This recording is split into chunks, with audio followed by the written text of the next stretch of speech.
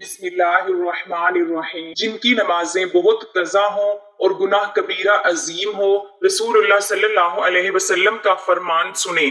فرمایا حضرت جبرائیل علیہ السلام کی یہ تسبیح پڑھیں، ان کی قضا نمازیں اللہ ادا تصور فرمائے گا، اور گناہ کبیرہ جیسے بھی ہوں اللہ معاف فرمائے گا۔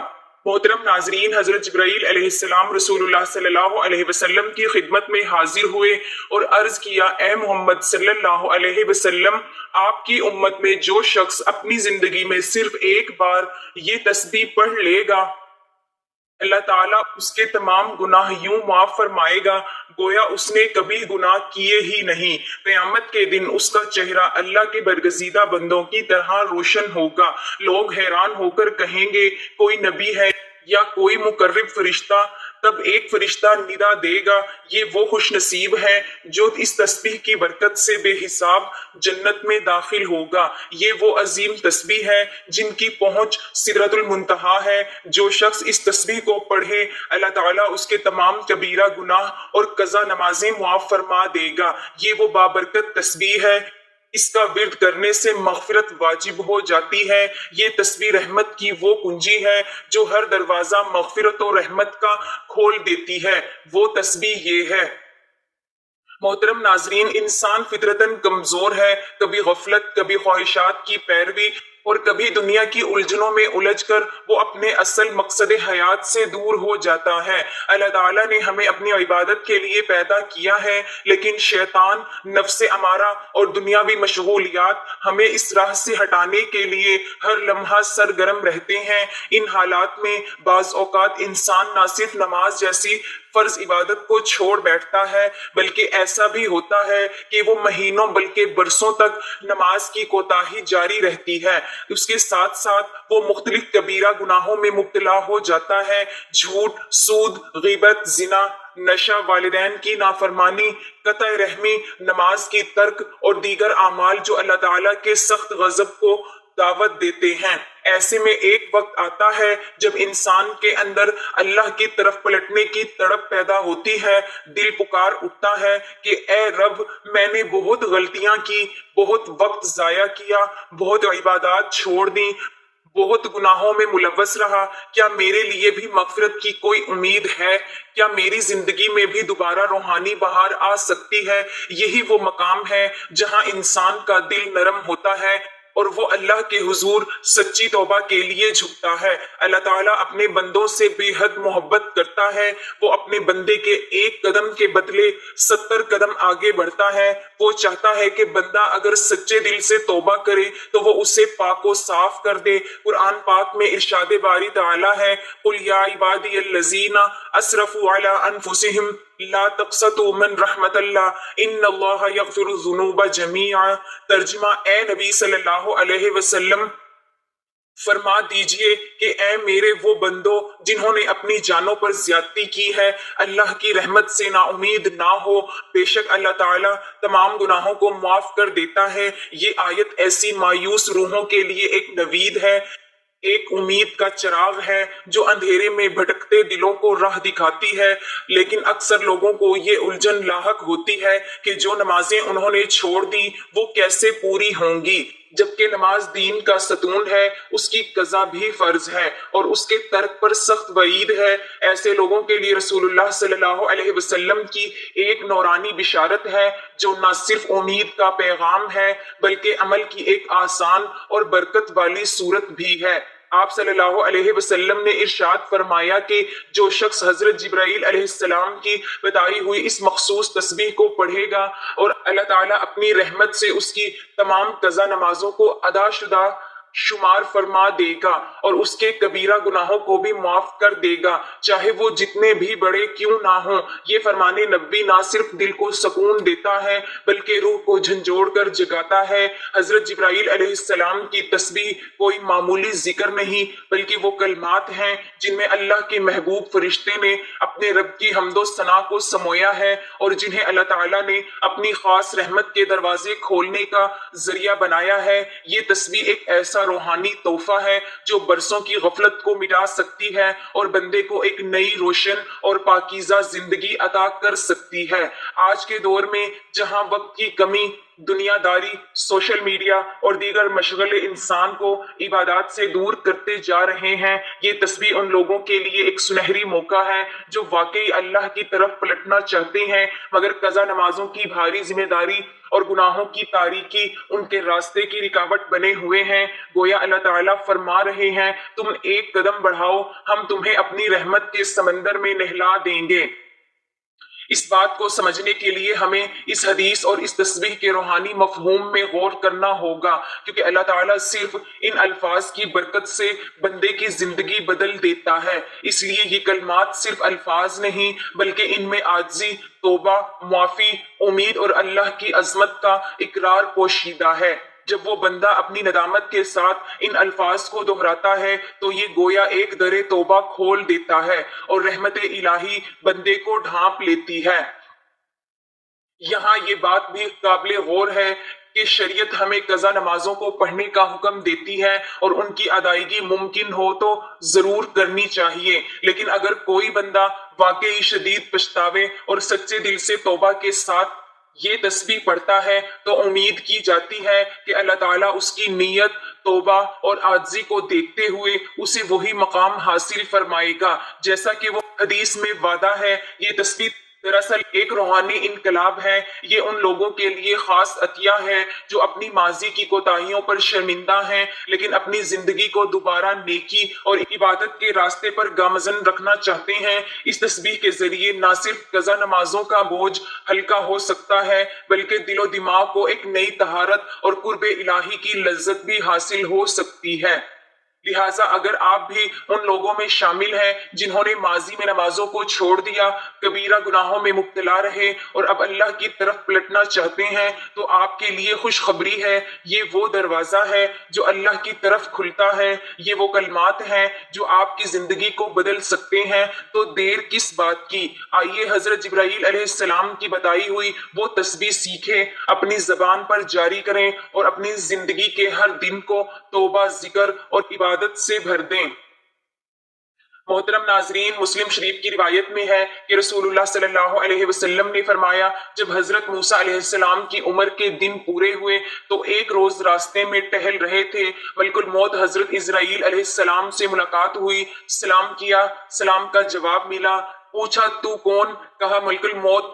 اس وقت حضرت موسیٰ علیہ السلام شوق اور اشتیاق میں تھے۔ ملک الموت کے چہرے پر ایسا تھپڑ مارا کہ وہ سامنے سے بھاگ گیا اور کہا میں پھر آؤں گا۔ ملک الموت نے اپنے مقام پر آ کر سجدہ کیا اور عرض کی کہ پروردگار، تو نے ایسے شخص کے پاس بھیجا تھا کہ اگر میں بھاگ نہ جاتا تو ہلاک ہو جاتا۔ اسی وقت خطاب ہوا کہ یہ اس لیے تھا تاکہ تجھے معلوم ہو جائے کہ ہمارے اور ہمارے محبوبوں کے مابین غیر کو دخل نہ صرف ہم جانتے ہیں یا ہمارے دوست۔ دوسرے روز حضرت موسیٰ علیہ السلام نماز ادا کر کے قبلہ رخ بیت المقدس میں بیٹھے تھے کہ حضرت جبرائیل علیہ السلام نے آ کر سلام عرض کیا اور بہشتی سیب حضرت موسیٰ علیہ السلام کے ہاتھ میں دیا۔ کہا پروردگار عالم آپ کی ملاقات کا مشتاق ہے۔ حضرت موسیٰ علیہ السلام نے فرمایا لبیک۔ تو ملک الموت نے آپ کی روح قبض کر لی۔ جب کسی کی موت قریب ہو تو اس کا منہ دایاں پہلو پر لٹاتے ہوئے قبلہ کی جانب کر دیا اور اسے شہادتین کی تلقین کی جائے، یعنی اس کے سامنے کلمہ شریف پڑھا جائے تاکہ وہ بھی پڑھے۔ محترم ناظرین، اولیاء اللہ، فقہاء، علماء کرام کا وظیفہ ہے۔ روح ایک ایسا راز ہے جسے صرف اللہ تعالیٰ کی ذات جانتی ہے، البتہ ہمیں جو علم دیا گیا ہے اس کی روشنی میں یہ سمجھا جا سکتا ہے کہ روح موت کے بعد بھی ایک خاص حالت میں ہوتی ہے۔ اسلامی روایات میں والدین یا دیگر فوت شدہ افراد کی روحوں کا دنیا سے تعلق کے بارے میں مختلف روایات موجود ہیں۔ ایک عام عوامی عقیدہ ہے کہ روحیں خاص دنوں میں اپنے گھر والوں کی طرف آتی ہیں، جیسے جمعہ کا دن یا کسی خاص موقع پر۔ حضرت سلمان فارسی رضی اللہ تعالی عنہ نے حضرت علی کرم اللہ وجہ الکریم سے پوچھا گیا، فوت شدہ والدین کی روحیں دنیا میں آتی ہیں؟ حضرت علی رضی اللہ تعالی عنہ اس سوال پر زارو قطار رونے لگے اور فرمایا والدین کی روحیں ہر جمعے کو اپنے گھروں کی طرف دیکھنے آتی ہیں۔ اگر وہ اپنے گھر والوں کو اللہ کے راستے پر چلتے اور نیک اعمال کرتے دیکھیں تو وہ خوش ہو جاتی ہیں، ورنہ افسردہ واپس لوٹ جاتی ہیں۔ یہ روایت ہمیں بتاتی ہے کہ فوت شدہ افراد کی روحوں کا اپنے گھر والوں سے باقی رہتا ہے اور ان کے اعمال سے روحیں خوش یا غمگین ہوتی ہیں۔ مسند احمد میں بھی اس مضمون کی ایک حدیث ہے۔ ابھی جمعے سے ابن تحریزہ نے کہا کہ کوئی ایسی حدیث سناؤ جو تم نے خود رسول اللہ صلی اللہ علیہ وسلم سے سنی ہو۔ فرمایا میں تمہیں ایک بہت ہی عمدہ حدیث سناتا ہوں۔ ہم نے حضور نبی کریم صلی اللہ علیہ وسلم کے ساتھ ایک مرتبہ ناشتہ کیا۔ ہمارے ساتھ ابو عبیدہ بن جراح رضی اللہ تعالی عنہ بھی تھے۔ انہوں نے کہا یا رسول اللہ صلی اللہ علیہ وسلم کیا ہم سے بہتر بھی کوئی اور ہے؟ ہم آپ پر اسلام لائے، آپ کے ساتھ جہاد کیا۔ آپ نے فرمایا وہ لوگ جو تمہارے بعد آئیں گے مجھ پر ایمان لائیں گے حالانکہ انہوں نے مجھے دیکھا بھی نہ ہوگا۔ حضور نبی اکرم صلی اللہ علیہ وسلم نے ارشاد فرمایا عذاب قبر کے بعض اسباب عذاب قبر کے 3 حصے ہیں۔ 1/3 عذاب پیشاب سے نہ بچنے کے سبب، 1/3 غیبت کے سبب اور 1/3 چغل خوری کے سبب ہوتا ہے۔ حضرت ابو ہریرہ رضی اللہ تعالی عنہ بیان کرتے ہیں رسول اللہ صلی اللہ علیہ وسلم نے فرمایا کہ اللہ تعالیٰ فرماتا ہے جو میرے کسی ولی سے دشمنی رکھے میں اس کے خلاف اعلان جنگ کرتا ہوں۔ جن چیزوں کے ذریعے بندہ میرا قرب حاصل کرتا ہے ان میں سب سے زیادہ پسندیدہ چیز میرے نزدیک فرائض ہیں اور میرا بندہ نوافل کے ذریعے میرا قرب حاصل کرتا رہتا ہے یہاں تک کہ میں اس سے محبت کرنے لگتا ہوں، اور جب میں اس سے محبت کرتا ہوں تو اس کی سماعت بن جاتا ہوں، جس کے ساتھ وہ سنتا ہے اس کی بصارت بن جاتا ہوں، جس کے ساتھ وہ دیکھتا ہے اور اس کی بصارت بن جاتا ہوں، جس کے ساتھ وہ دیکھتا ہے اور اس کا ہاتھ بن جاتا ہوں، جس کے ساتھ وہ پکڑتا ہے اور اس کے پاؤں بن جاتا ہوں، جس کے ساتھ وہ چلتا ہے۔ اگر وہ مجھ سے سوال کرے تو میں ضرور اسے عطا کرتا ہوں، اور اگر وہ میری پناہ پکڑے تو ضرور میں اسے پناہ دیتا ہوں۔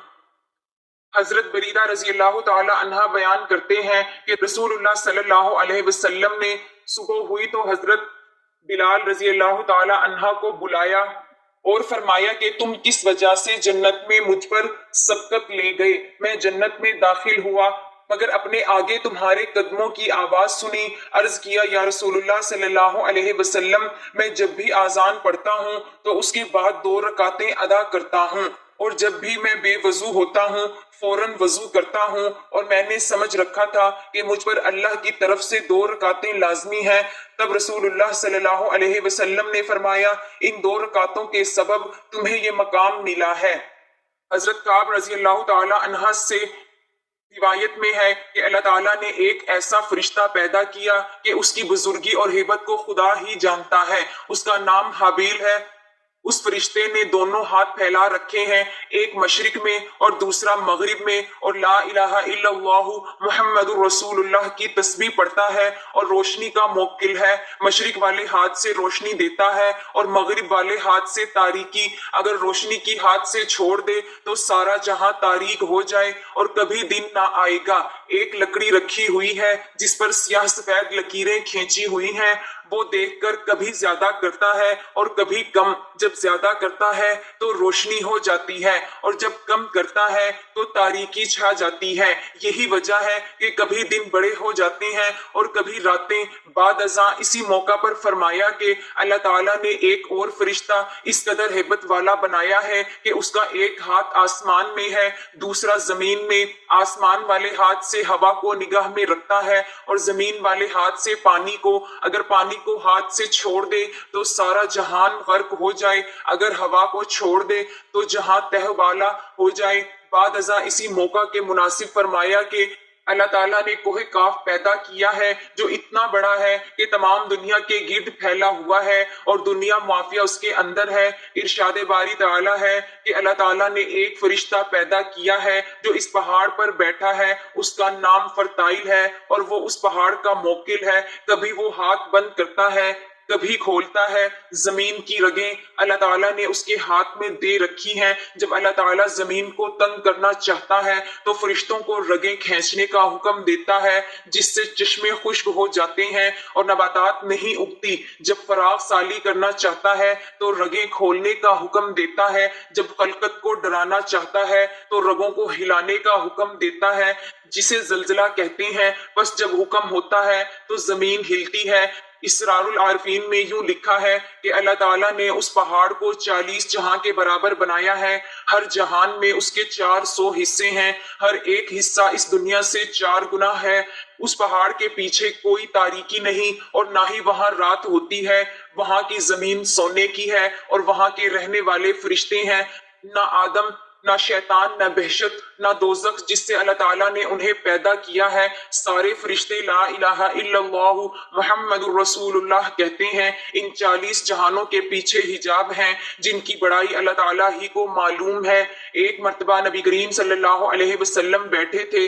فرمایا کہ مجھے اللہ تعالیٰ نے بہت سی کرامتیں عنایت فرمائی ہیں کہ حضرت جبرائیل امین علیہ السلام حضور اقدس صلی اللہ علیہ وسلم کی خدمت اقدس میں آ کر کہا کہ حکم الہی ہے کہ میں نے تیرے پاس جو بھیجی ہے اس میں ایک ایسی صورت ہے کہ اگر وہ تو رات میں ہوتی تو موسیٰ علیہ السلام کی امت میں سے کوئی شخص یہود نہ ہوتا. ایسی سورہ ہے کہ اگر انجیل میں ہوتی تو کوئی عیسائی بت پرست نہ ہوتا. اگر زبور میں ہوتی تو کوئی شخص داؤد علیہ السلام کی امت میں سے آتش پرست نہ بنتا. اس واسطے یہ سورہ بھیجی گئی ہے تاکہ اس کی برکت کے بعد تیری امت اللہ تعالیٰ سے مدد حاصل کرے اور قیامت کے دن دوزخ کے عذاب سے خلاصی پائے. پوچھا وہ کون سی صورت ہے؟ فرمایا کہ وہ صورت فاتحہ ہے. پھر جبرائیل علیہ السلام نے کہا مجھے اس خدا کی قسم جس نے آپ صلی اللہ علیہ وسلم کو پیغمبر بنا کر بھیجا، اگر روئے زمین کے دریا سیاہی اور تمام درخت قلم بن جائیں اور 7 آسمان اور 7 زمینیں کاغذ ہو جائیں اور ابتدائے عالم سے لے کر سب فرشتے اور آدمی اس کی فضائل لکھتے رہیں تو اس کی ایک فضیلت بھی نہ لکھ سکیں گے. پڑھنے والا یہ کہ اس کی ماں نے اسے آج ہی جنا ہے. حضرت جبرائیل علیہ السلام نے رسول اللہ صلی اللہ علیہ وسلم سے فرمایا اے محمد صلی اللہ علیہ وسلم، آپ کی امت میں سے جو شخص اپنی زندگی میں ایک مرتبہ یہ تسبیح پڑھ کر دعا کرے وہ یہ سمجھے اس نے گناہ کیے ہی نہیں. قیامت کے دن اس کا چہرہ صدیقین یا اولیاء اللہ کی مانند روشن ہوگا. لوگ سمجھیں گے یہ کوئی نبی یا کوئی فرشتہ ہے اور ایک فرشتہ اعلان کرے گا یہ بندہ بے حساب و کتاب جنت میں داخل ہوگا. یہ تسبیح ایسی برکت والی ہے کہ اگر پانی پر پڑھ لیے جائیں تو آگ جل جائیں، زمین پر پڑھا جائے تو اپنے اندر کے محفوظ خزانے ظاہر کر دے. جو اس تسبیح کو پڑھے گا اللہ تعالیٰ اس کی تمام قضا نمازیں معاف فرما دے گا. یہ وہ عظیم تسبیح ہے جو شب معراج میں حضرت جبرائیل علیہ السلام نے حضور اقدس صلی اللہ علیہ وسلم کو بتائی تھی. وہ تسبیح یہ ہے لا الہ الا اللہ محمد الرسول اللہ. محترم ناظرین، یہ تسبیح آپ دن میں کسی بھی وقت اٹھتے بیٹھتے چلتے پھرتے صبح دوپہر شام رات سونے سے پہلے کسی بھی وقت پڑھ سکتے ہیں. آپ کو جیسے وقت ملے آپ نے سب سے پہلے حضور پاک صلی اللہ علیہ وسلم کی ذات اقدس پر درود پاک کا نذرانہ پیش کرنا ہے. درود پاک آپ کوئی سا بھی پڑھ سکتے ہیں. ایک بار ثواب کی نیت سے میرے ساتھ بھی درود پاک پڑھ لیں. اللہم صلی علی محمد وعلی آل محمد كما صليت على إبراهيم وعلى آل إبراهيم إنك حميد مجيد. اللهم بارك على محمد وعلى آل محمد كما باركت على إبراهيم وعلى آل إبراهيم إنك حميد مجيد. درود پاک پڑھنے کے بعد آپ نے ایک تسبیح لا الہ الا اللہ محمد الرسول اللہ کی پڑھنی ہے. یہ تسبیح آپ ہاتھوں پر گن کر بھی پڑھ سکتے ہیں. اور اگر آپ کے پاس تسبیح موجود ہے تو ایک تسبیح آپ نے کلمہ طیبہ کی پڑھنی ہے. اس کے بعد آپ نے 7 مرتبہ سورۃ فاتحہ کی تلاوت کرنی ہے. سورۃ فاتحہ ہر کسی کو آتی ہے. یہ قرآن مجید کی سب سے پہلی سورت ہے. بسم اللہ الرحمن الرحیم الحمد للہ رب العالمین الرحمن الرحیم مالک یوم الدین ایاک نعبد و ایاک نستعین اهدنا الصراط المستقيم صراط الذين أنعمت عليهم غير المغضوب عليهم ولا الضالين آمین. سورۃ فاتحہ آپ لوگوں نے صرف اور صرف 7 مرتبہ پڑھنی ہے اور اس کے بعد ایک تسبیح آپ نے استغفر اللہ استغفر اللہ استغفر اللہ کی پڑھنی ہے. اور آخر میں پھر آپ نے درود پاک پڑھنا ہے. درود پاک پڑھنے کے بعد آپ نے اللہ تعالیٰ سے اپنے گناہوں کی معافی مانگنی ہے. انشاءاللہ اس عمل کی برکت سے اللہ تعالیٰ آپ کے تمام گناہوں کو معاف فرما دے گا. اور آپ کی جتنی بھی نمازیں قضا ہوئی ہیں اللہ تعالیٰ ان کو بھی ادا تصور کرے گا۔ اگر آپ روزانہ یہ عمل کرتے ہیں تو انشاءاللہ بغیر حساب کتاب کے جنت میں داخل ہوں گے۔ میری اللہ تعالیٰ سے دعا ہے کہ اللہ تعالیٰ میرا سنانا اور آپ کا سننا اپنی پاک بارگاہ الہی میں قبول و منظور فرمائے، جو مانگا مقدر فرمائے، جو نہیں مانگ سکے بن مانگے عطا فرمائے۔ اللہ تعالیٰ نیکی کی بات کو سننے سمجھنے اور اس پر عمل کرنے کی طاقت اور توفیق مرحمت فرمائے، آمین ثم آمین۔ اللہ تبارک و تعالی ہم تمام مسلمان بہن بھائیوں کو نیک اعمال کرنے کی توفیق عطا فرمائے، برے اعمال سے بچائے اور والدین کی خدمت کرنے والا بنائے، آمین یا رب العالمین۔ جزاک اللہ خیرا کثیرا۔